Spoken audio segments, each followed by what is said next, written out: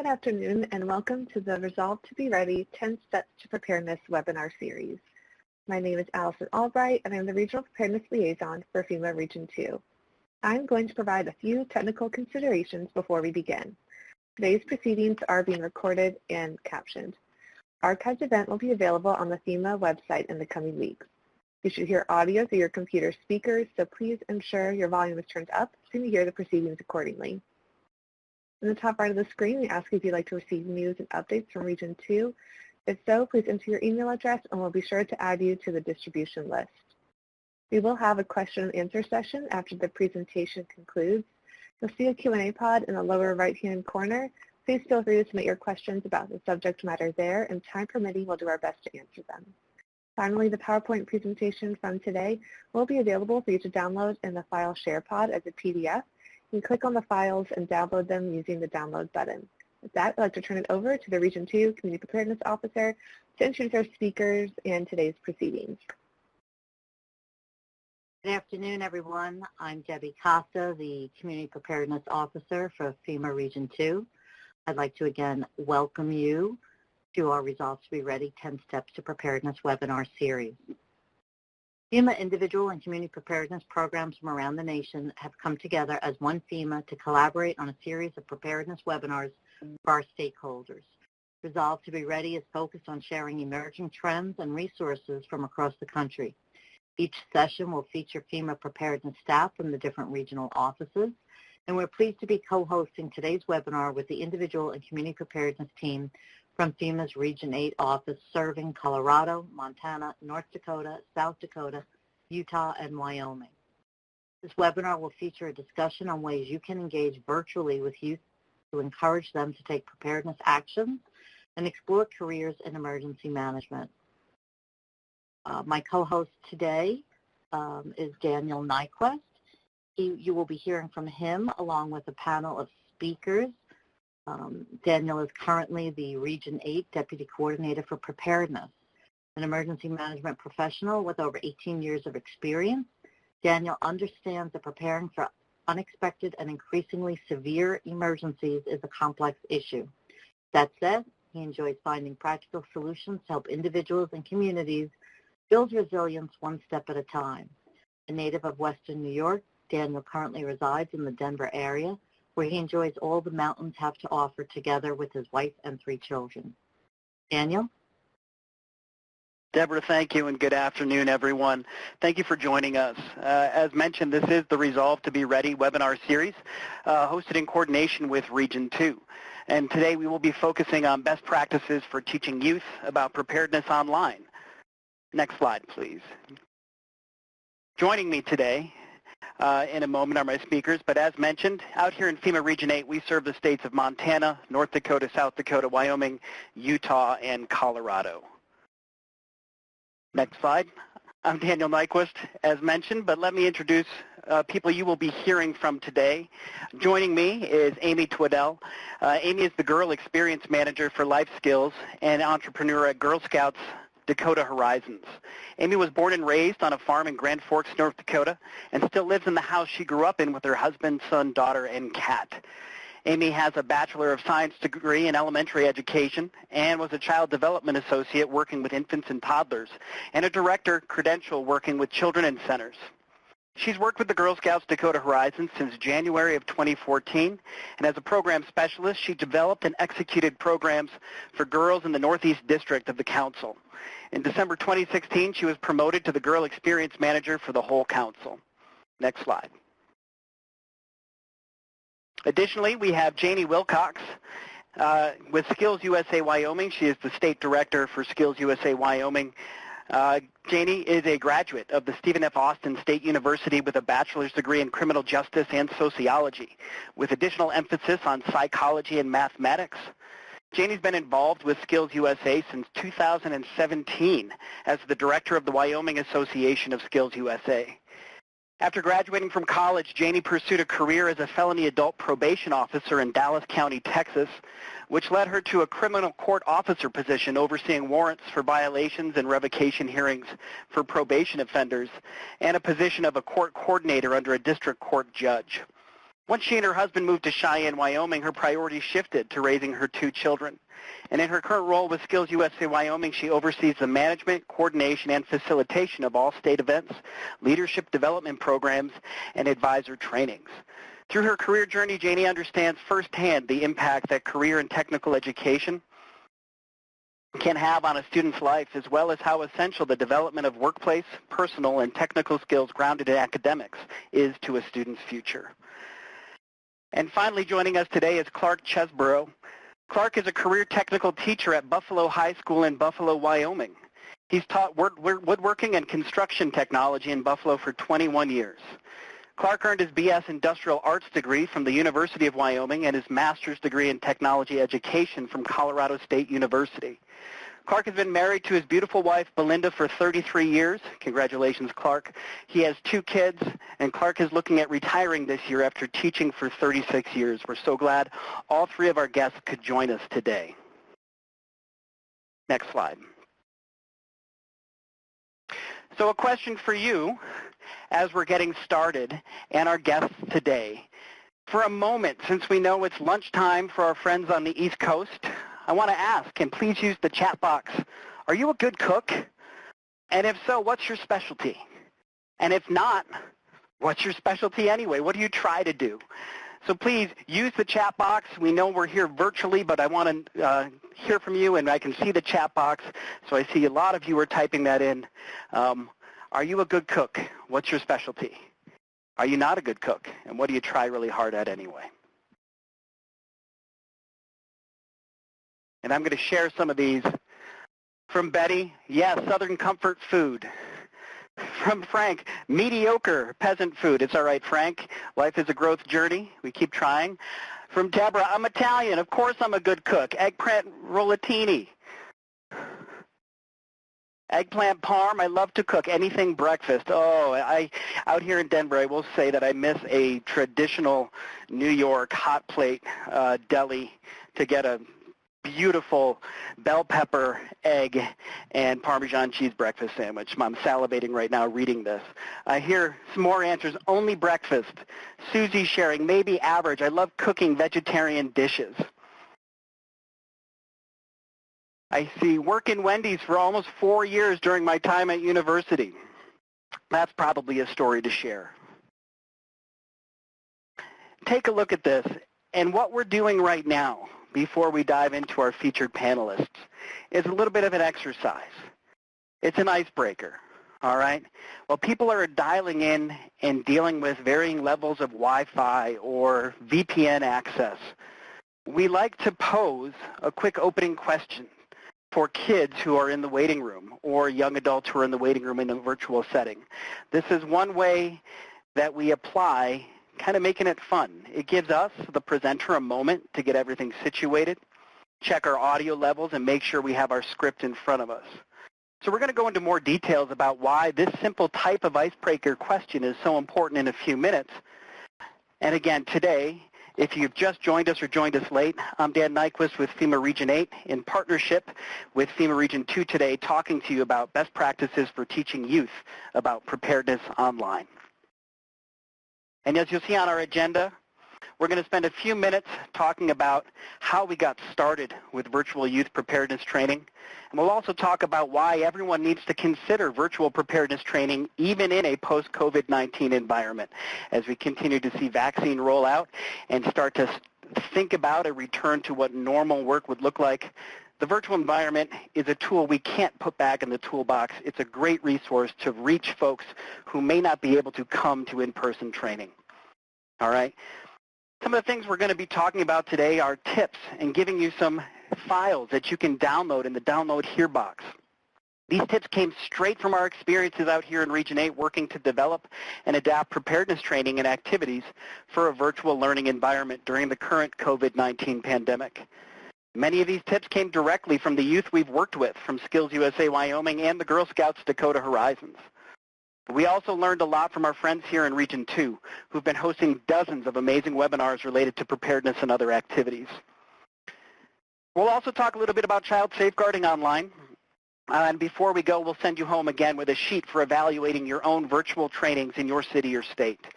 While most of this presentation will focus on how to engage youth virtually, you may find many of these tips can help you engage adults too. I know I certainly have found that to be valuable. Before we get started, we want to flag that we may use the words virtual training and online training today interchangeably. What we mean is that any training that's done on the internet versus in person. Next slide, please. So Region 8, FEMA Region 8 has recently worked on a few youth-focused virtual training projects.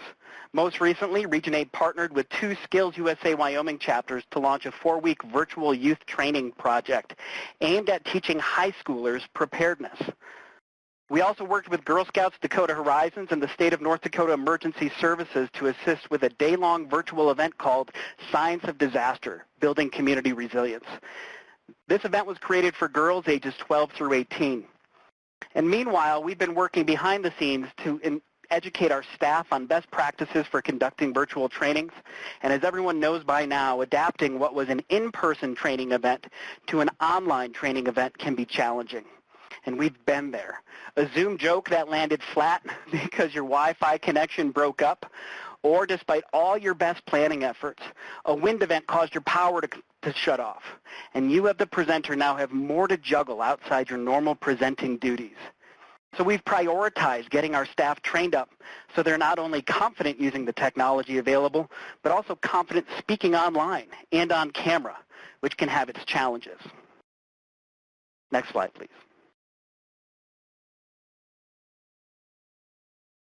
So you think you've had it hard in this new world. Let's talk about what kids have had to deal with. We believe that all kids deserve an awesome school year, and unfortunately, that has just not been the case in many places this year. Right as the new school year kicked off, kids went straight into an uncertain environment with constant changes. I certainly can speak to that, having 2 teenagers and 1 soon-to-be teenager at home. Rules for return to school or hybrid or all virtual were all changing, not only in the state I live in, but in states across the country. All right.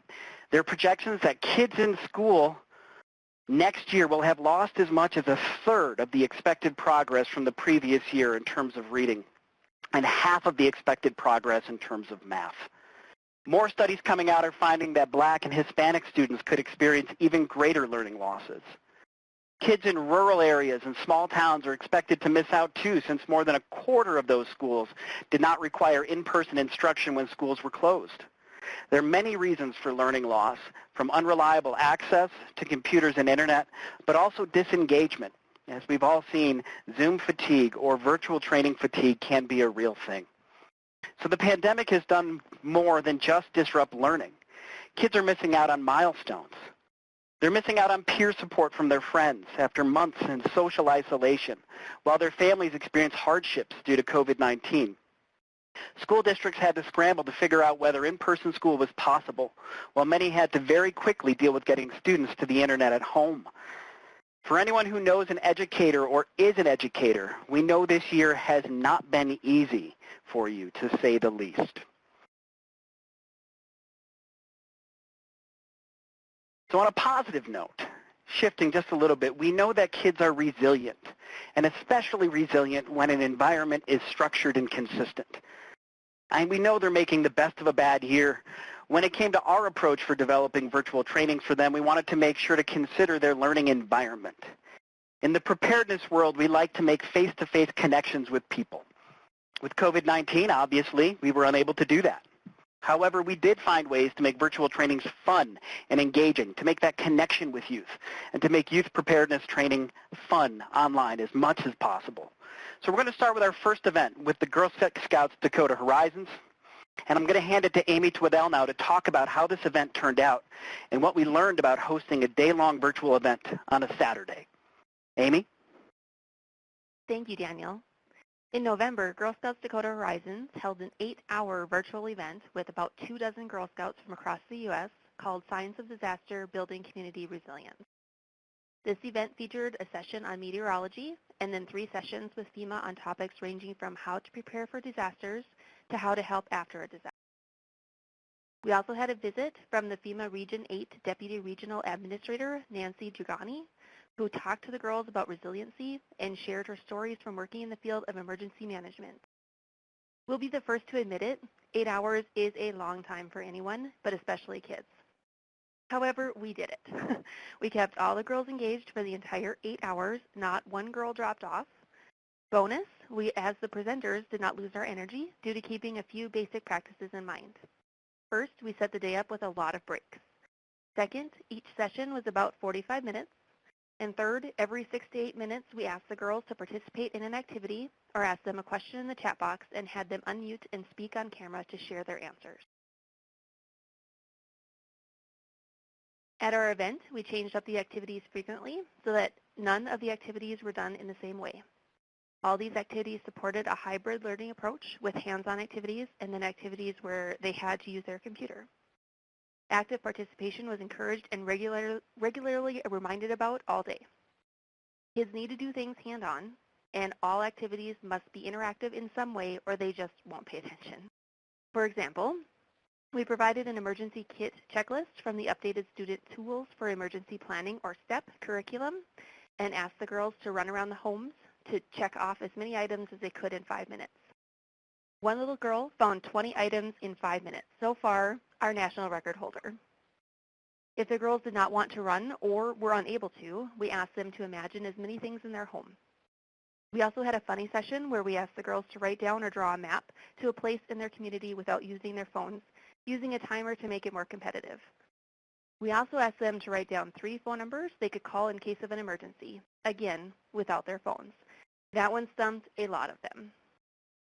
We also had them use their web browsers and demonstrated different things on the screen. For example, in our first session with a meteorologist, she asked the girls to investigate weather information on the web. We also used the web to do a community mapping exercise where the girls were asked to look up threats and hazards in their communities, like a nearby dam or river, as well as assets like hospitals, fire stations, and schools. And to mix things up, we had a stretch and breathing break. Even though it was long, it was a really fun day. We learned a lot based on their participation throughout the day. First, 8 hours, no matter how fun the activities are, is too long for anyone. Remember that with adults too. Keep sessions with kids to about 35 to 40 minutes tops. Second, have one of your adult volunteers monitor the chat box. If you don't pay attention to the chat box and corral some of the attention, the kids will have their own sidebar conversations. Those conversations can range from an in-depth Hamilton discussion to random gossip about a celebrity you've never even heard of. If this happens, drop a friendly note in the chat box that says, "Hey, let's keep the conversation related to preparedness. Thank you." Third, if it's age appropriate, consider bringing on a speaker with real-life emergency management experience. After we all had been talking with the girls all day, the girls really opened up when they had the opportunity to talk with the Region 8 Deputy Regional Administrator, Nancy Gigrani. Nancy was able to speak about her career in FEMA and emergency management and engage the girls in a conversation about resiliency. With kids, it's especially important to remind them that small actions like building an emergency kit and making a family communication plan can help their community in a disaster. Thank you, Amy, for sharing what was a long but engaging and fun day with the Girl Scouts earlier this year. With all virtual events, don't forget about child safeguarding practices that you would normally have for an in-person event. These also apply online. Remember, we are primarily, when we're talking about online training for youth, we are talking about minors. All right? So, with all virtual events, follow the 2-adult rule. That means in any interaction with a child, meaning a person under the age of 18, you must have 2 adults on at the same time. That also applies if you decide to use a breakout room in your virtual presentation, 2 adults in each breakout room. If you're planning on sending a child an email to send materials like emergency preparedness kits and family communication plans, be sure to copy another adult on all correspondence. Do not leave your contact information or social media information with any student at any event. I can tell you this from personal experience. About a decade ago, I gave out my Twitter handle when speaking to a group of high schoolers, and validating Amy's earlier point, the sidebar conversation to my Twitter handle had nothing to do with my presentation. These things matter. Next slide. A few other things, again, like Amy mentioned, be sure to corral that chat box. People will talk and youth will talk about anything that is on their mind if you cannot manage that chat box. It doesn't happen often, but should there be any inappropriate conversation happening, you'll need to be able to stop that immediately. When kids join the call, have them change their Zoom names to just their first names. This protects their information as well. Also, do not use the record function of the Zoom chat if available or the other video presentation format you're using. Don't record it. And a few other things. Check the background of your camera. Make sure your background does not have any identifying information about you or anything that could be construed as inappropriate. Also, we know many of you are working from home, as well as your learners are learning from home. Be sure to make sure the rest of your household keeps quiet so nothing accidentally inappropriate is said from another room. Remind your students as well that what is happening behind them can be seen. And finally, music. Music is great for break time on Zoom or other virtual training platforms. However, make sure you have family-friendly playlists ready before your event. Test that music, all right? Even if you're teaching older students, be aware that they may have younger siblings at home who can hear what's happening. So the Girl Scouts Dakota Horizons event kicked off another current effort we're working on here in Region 8. And that is we are developing a virtual youth training aimed at older high school students ages 15 to 18. And we worked with 2 high school chapters of SkillsUSA Wyoming to help us get this off the ground. We absolutely hit it out of the park when we found SkillsUSA Wyoming. For the entire month of January, the students from these chapters helped FEMA Region 8 develop new virtual training modules. The students helped us rewrite aspects of the courses and provided feedback on the age appropriateness of the subject matter. They also provided us with timely information about how to teach youth online in general. The input from these students has been invaluable to our region and to the country as we work to reach students in rural areas who are not connected to larger cities. And with that, we'll hand it over to Janie and Clark. Janie, when we started our pilot, you had actually given us the idea that youth may want to have a part in creating the content. Why was that? Thank you. Thank you, Daniel, and thank you for inviting me on today. Just really quickly, I'd like to expand a little on the introduction that you gave of SkillsUSA earlier, because I think it might help answer this question and my motivation. SkillsUSA is a partnership of students, teachers, and industry working together to ensure that America has a skilled workforce. We improve the quality of our nation's future skilled workforce through the development of personal, workplace, and technical skills grounded in academics. Our vision is to provide every member the opportunity to excel and the opportunity for career success. We're a career and technical student organization. We fall under that same umbrella as FCCLA, FFA, FBLA, and DECA, and I have a feeling a lot of people on this call, those organizations probably resonate with you. And our chapters are found throughout the United States in middle schools, high schools, and post-secondary career and technical education classrooms. Let's get to the point. Those classrooms are guided by their instructor, but at the center of it all are the students. The chapter is led by the students. We really empower our students to become leaders and skilled workers. When Kirsten approached me about this idea, I knew it would fit well with the chapter's program of work. They would have the opportunity to learn more about FEMA, who you are and what you do, as well as the opportunity to develop their leadership skills. I also knew they might have the opportunity to choose to take what they learned and the program developed and engage their local community in the same, or we might actually spark a passion for a future FEMA volunteer. I'm sure there's lots of clapping in the chat box. However, none of this would work without the students buying into it and owning it. I wanted to reach out to 2 of Wyoming's advisors that I knew I could trust to be honest with me about if they were interested or not in launching this idea to their chapter officers, and for those chapter officers to then take it to a chapter meeting for a vote. I knew that if the students could take ownership in choosing to go forward with this project, it would have an even greater chance for success, and they would really help FEMA in return. Students want to have the opportunity to lead and to be self-directed. They want to be a part of a successful team, and they want to be a voice heard in decision making.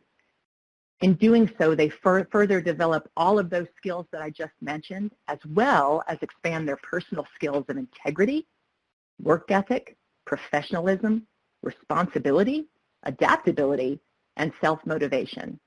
And in the end, the self-satisfaction or the pride in their outcomes and accomplishments can really boost their self-confidence. The I did that moment is very empowering to a student, and being recognized for the effort is incredibly gratifying. And in this very specific project with FEMA, their input is truly the key to FEMA's success. No one has a better understanding of what works with their audience. No one has a better understanding of what works than the audience you are trying to reach. Janie, you're absolutely right. And Clark, you had the opportunity to work on some of the specific courses in this training with the kids. What stood out to you as something they needed as part of these programs? Well, Daniel, thank you very much for inviting me on today. This has been such a great opportunity to have the kids be involved in evaluating some of the curriculum that you've developed. And there were, it's kind of interesting throughout my teaching career, a lot of the things that I learned that were important in putting together a lesson were all things that the kids brought up as being important in an online lesson. Things such as specific activities, that were relevant to their age group. And I think that was one of the main things that the kids said was that, for them to really tune in and become aware of it, and it needs to be relevant to them. So they also felt like clear lesson objectives, that we all talk about all the time. They need to know backwards design is what we call it. They need to know ahead of time what they're expected to learn. And then, just making that learning active and interesting, hands-on, very clear to them. I think we're going to be able to, and a lot of the activities that you had developed were awesome activities for the kids. It kept them active, kept them going. They felt that those were really important things. The other thing that they mentioned that we fail to do sometimes in online learning is, immediate feedback is really important to the kids. They want to know how they've done. They want to know what they've done and if they've reached their objective or not. So, those are all things that my students brought up. And I just want to say thank you again for giving us the opportunity to be involved with this program. It's been awesome for my kids, and I hope it's been a good thing for FEMA as well. Well, Clark, it absolutely has. And Clark and Janie, you've really said it. Some of these tips and working with kids ages 15 to 18, immediate feedback relevant to their lives. We talked earlier about some of the disruption and challenges and uncertainty that students are facing right now. We also mentioned they're resilient, and I said within a structured environment. And if the structure that has been removed is some of that in-person, we can still provide that structure through the feedback, making student-informed, student-driven products, and it is putting us on the right target. So thank you both for sharing that. We're going to pivot to now, and again, we will have some Q&A time after this, is some of the take-home tips for you listening to this today. And these tips came directly from the students we worked with as part of this pilot project with SkillsUSA Wyoming. Not only are these great tips for when you're working with youth, but also when you're working with adults. And as they say, we're all just grown-up kids, right?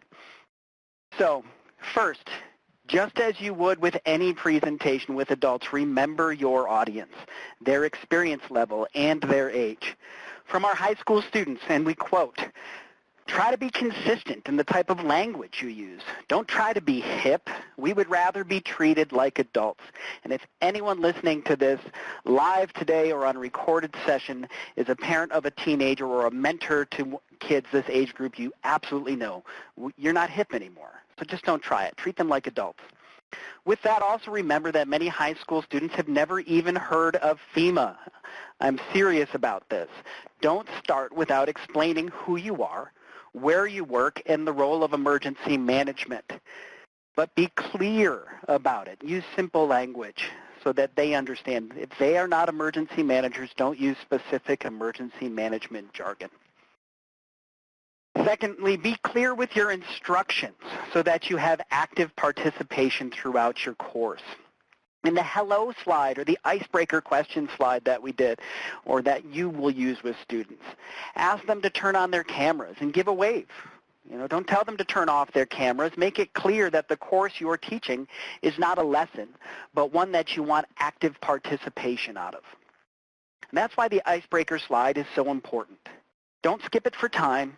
It's a great way to connect with the audience. But it's also a moment to bring everyone on camera. It's a moment to help everyone learn how to use that chat box. It's a moment, and it doesn't have to be necessarily, as you saw today, right in line with the topic you're teaching about. It puts everyone at ease. And also, we need very clear and exact directions before leaving to go to a breakout room. If you have breakout rooms in your training, make sure you're very clear on what is expected and make a direction slide before you do those activities. Third, consider their current learning environment and what they may or may not have access to. For example, the students we worked with reminded us when we featured a YouTube video in one of our training materials, hey, if your audience is on school devices, they may not have access to YouTube. It may be blocked on the school network. Also consider bandwidth and connectivity issues, especially for students who live in rural areas or who are sharing Wi-Fi access with their families. We probably all have stories throughout the year if you are living in a house with other internet users, how when everyone starts a video learning session at the same time, how it drains that bandwidth. If a file is too big or a video cannot buffer, the student won't be able to access that material and they won't be as engaged with the subject matter in your training. So a few tips from us. And again, there's a tip checklist in the download items, but here are our tips. Practice your technology. Practice makes perfect.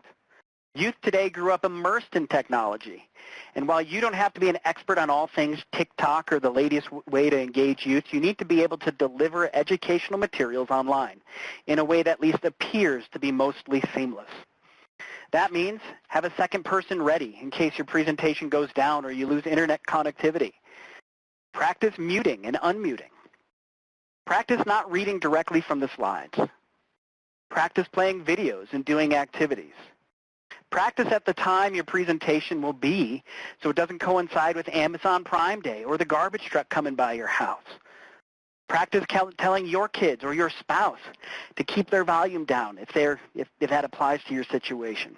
Practice your speech and perhaps print out what you're going to say just in case your script goes missing from the screen when it's time to deliver. Why do we practice? If kids and adults can't get past what they can or cannot see and hear on the screen, they will not listen to what you have to say. If kids or adults can't get past on what they can or cannot see and hear on the screen, they will not listen to what you have to say. And although we wish every student would want to be on camera, understand that not all of them will, and that's okay. Do your best to get the largest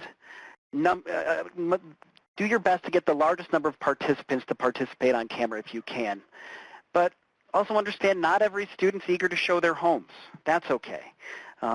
Be prepared for a lot of silence on the screens. Kids just don't always talk, all right?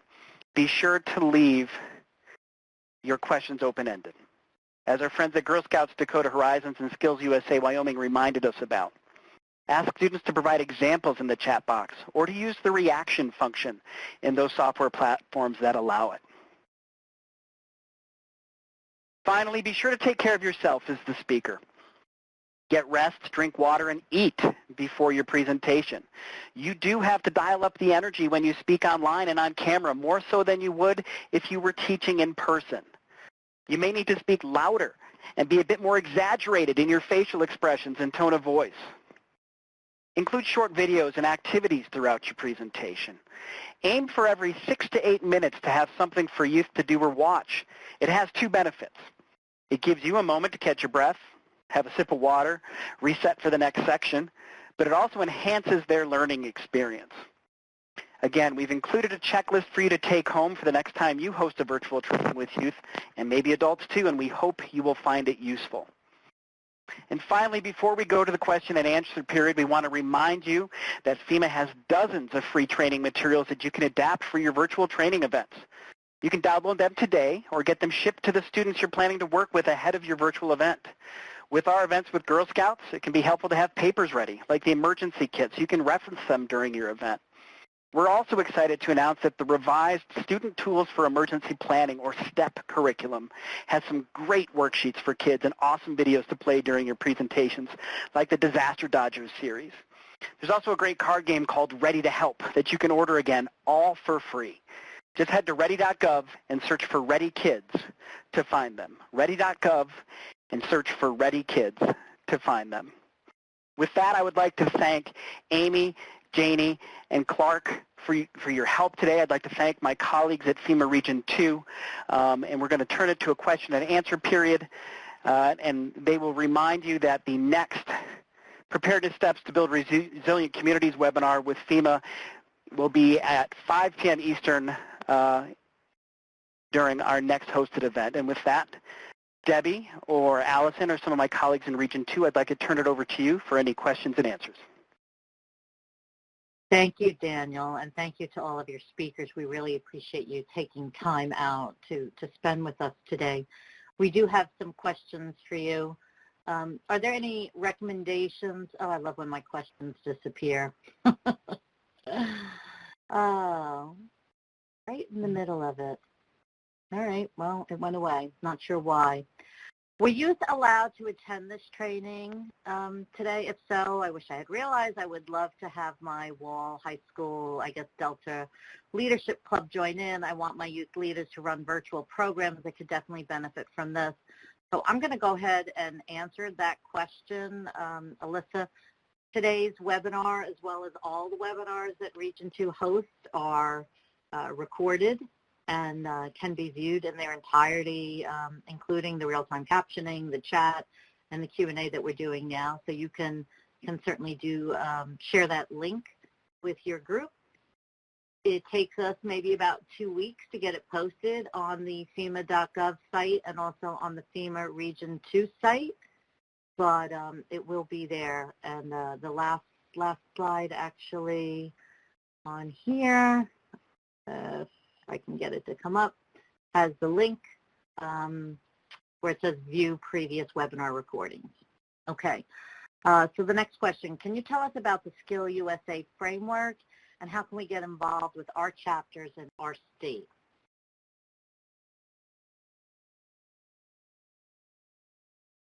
Daniel, can you or a member of your panel answer that? Sure. Janie, I'm not sure if you're still on the line. If you're able to talk about the SkillsUSA framework and how to get involved, otherwise we could direct folks online. No, I am here, and I may let Clark elaborate on the framework, but I can tell you that your state should have a SkillsUSA director. You can find their contact information on the national website for skillsusa.org. And there should be high schools, middle schools, post-secondary, 2-year colleges in your area that definitely may or may not have a SkillsUSA chapter that you could go and present as business and industry to their chapters.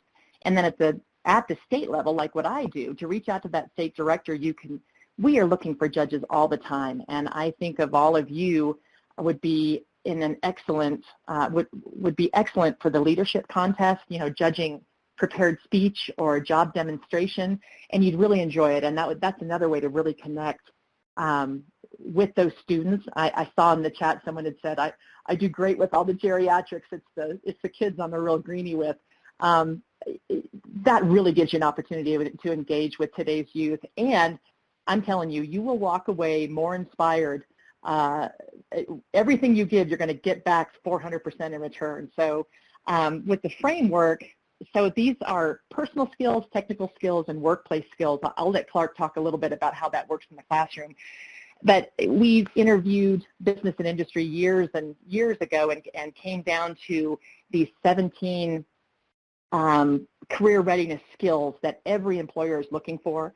And so what the instructor does is in addition to the technical skills that he's teaching in that classroom, he's incorporating leadership skills training into his curriculum so that they're learning about integrity and decision making and teamwork and service orientation and computer and technology literacy, all of these things, so that not only is an employer getting that skilled employee, but he also knows how to apply for a job and how to fill out a resume. And we talk to business and industry all the time, and they say, gosh, I'd just be happy if my employee would just show up. These students who have been through this program are the top of the top.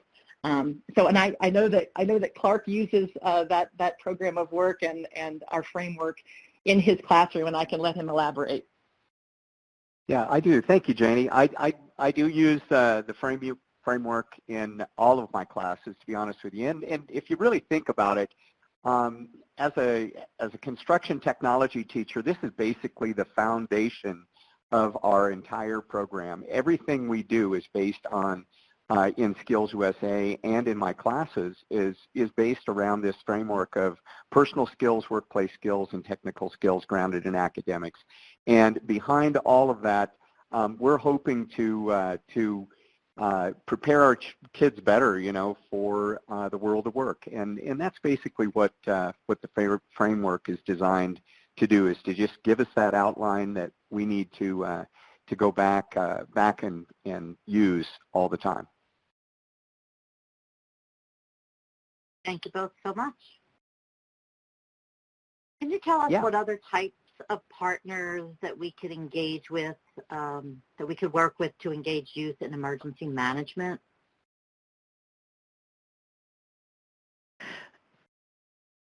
Deborah, this is Dan. If I could jump into that one, or any of my colleagues will. On the issue of partnership to work with youth, this is going to be a state-by-state and city-by-city issue. There are certainly some standards and some really good power players, like we've heard from SkillsUSA today and from the Girl Scouts, expanding that to Boy Scouts. We find that partners of the willing, so those who are advertising events that they're doing out with kids, tend to be the best. But reach out into your school districts to do a little research. I see HOSA coming up as a potential partner in the chat as well, because those organizations will differ slightly depending on where you go in the country, so there's no standardized list. But I do know all of our colleagues here at FEMA and our partners at the Individual and Community Preparedness Division at FEMA headquarters do have lists of national youth affirmers and agencies who have a dedicated focus to working with youth on a national level to improve their baseline preparedness. Thank you, Daniel. Let me ask you another question. Why should we do virtual training after COVID-19? Why should we do virtual training after COVID-19? Now, this is a fun question, because it leads me to the lesson my wife, who is a first grade virtual instructor, was giving yesterday on facts versus opinions. Some things we know is that virtual learning supports in-person learning, because for those students who need to work at their own pace, it augments that. For those students who have found this environment works better for them, it meets their needs. And the first goal of training youth and teachers, as you've seen some components of today, is to meet students where they are, all right, to empower them to grow to their best. Did that answer your question, Debbie? It did. Thank you. Okay. Can you give us some examples? What are some virtual projects that youth are currently working on? Could you ask that again? Virtual projects that youth are currently working on? Yes, sir.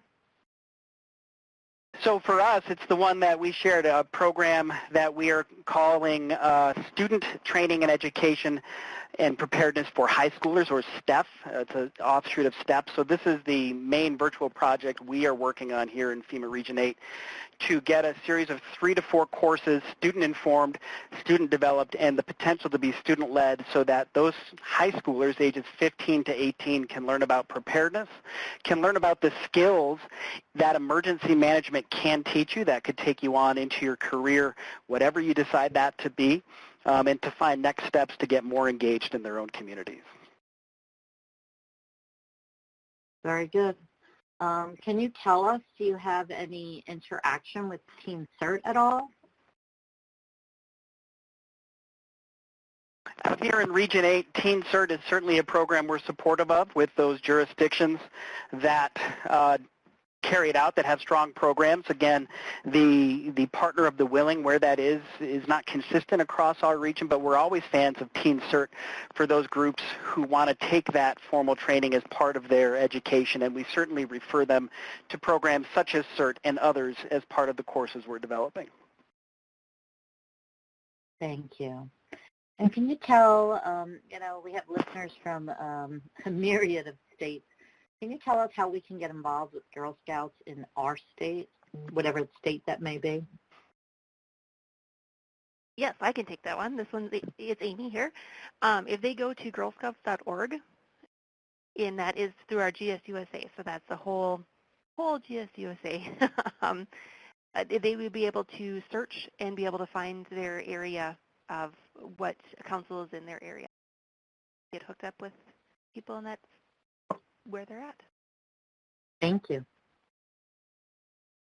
Are these recommendations for online presentations for youth research-based, informed by your own experience, or a combination of both? Oh, Debbie, that's a fantastic question, and the short answer is it's a combo of both. We know hybrid learning is something teachers are deploying, so we've seen that, and there were some sources in the slide on the impacts of COVID for virtual training, but also part of it's field research. The field research we conducted with Clark and his students and with Janie to get some of that student-informed feedback, certainly the experience as we're testing it out, the work we did with Amy and her group, but also, in full disclosure, being a spouse who has a teacher who's doing virtual learning environments, some of these stories about Zoom and video best practices, backgrounds, muting.